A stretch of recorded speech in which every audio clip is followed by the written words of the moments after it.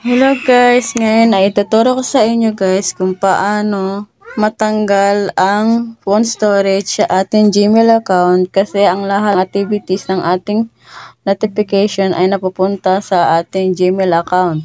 Katulad ng ito sa akin guys. Punta tayo sa aking Gmail. Dahil napupuno siya guys.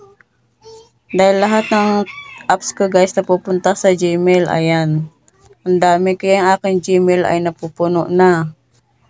Ngayon, kung paano matanggal yan guys, punta tayo sa ating Facebook. Then, settings icon. Scroll up guys, hanapin natin ang notification.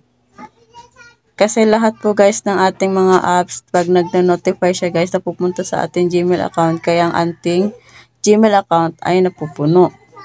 Nagpo-phone storage. Ngayon ay click natin ang email. Ayan guys, so kaya pala ang daming pumapasok sa Gmail ko kasi naka-on ang lahat. Ayan. Tags, reminders, more activity about you, updates from friends.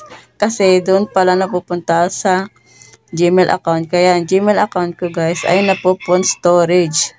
Ngayon, para hindi na siya phone storage guys, i-off natin yan guys. Isa-isa. Yan. Yan, off natin. Kaya pala ganun, napupuno ang aking Gmail account. Off natin yan guys, para lahat ng nagno-notify, hindi na pumunta sa ating Gmail account.